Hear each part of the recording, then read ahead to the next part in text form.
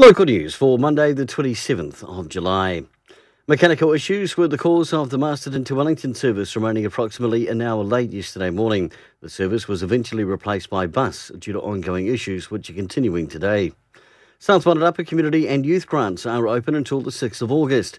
There is $157,000 available for distribution for community grants and $75,000 available for distribution for youth grants.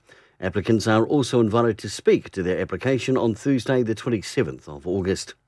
The long wait has ended for training to recommence at Taratahi Agricultural Training Centre.